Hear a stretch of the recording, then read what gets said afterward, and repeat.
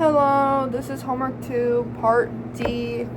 Derive an expression relating the maximum angular velocity at which a cylinder container of height h and radius r and filled to depth d with a liquid density rho can be spun without the fluid spinning out. So first, let's draw some diagrams.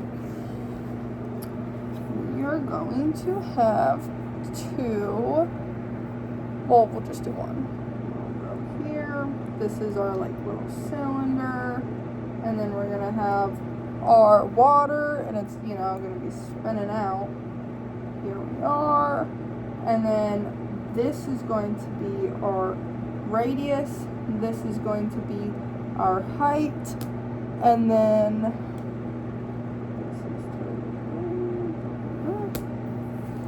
okay.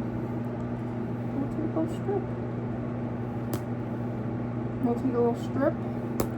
You know the drill.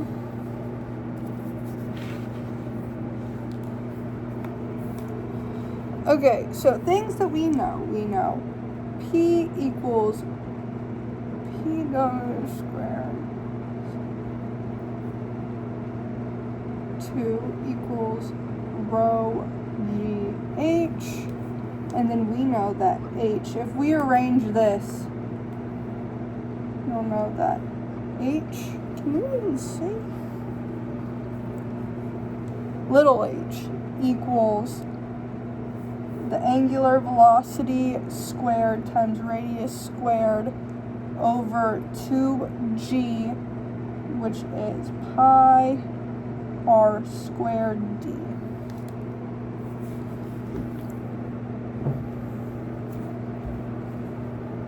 Okay, from here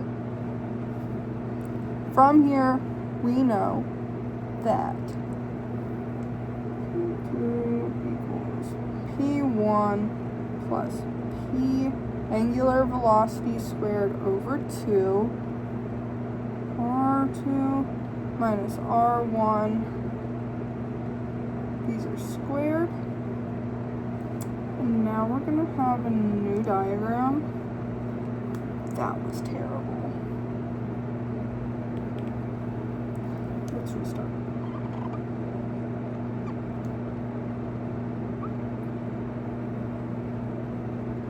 This is going to be dr. We're going to take slices, and this is the radius. And then if we're looking at it from above, that section is also going to be dr. So now we can start creating our integral from 0 to r. It's going to be 2 pi r radius times the height times the sliver that we just had. Now we're going to have 0 to r, 2 pi r, and then since we don't know h, we know h, we did that up here, we're going to come down and we're going to make this the angular velocity squared times r squared over 2g times dr. Now from here we can have pi angular velocity squared. These are all constants that we can pull out. And now from 0 to r we have r cubed dr after we take the integral, and that's going to be equal to, that's going to be equal to pi times the angular velocity over 4g r4, and then we are going to integrate from our 0 to r, so it's going to be equal to pi angular velocity squared r4 over 4g. So that's what we have right now. From here, we're going to go pi r squared d, and then w squared r squared 4g equals d. So we took this and we were able to solve for d. So now we know what d is and we know what h is. So Then we're going to have d minus the angular velocity squared, radius squared over 4g. This is our d.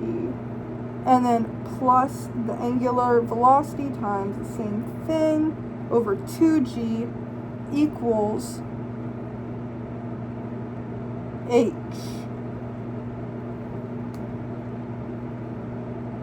So we have angular velocity squared, radius squared over 4g equals h minus d.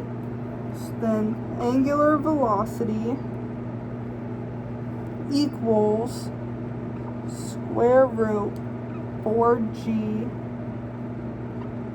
h minus d over r. And that's our answer.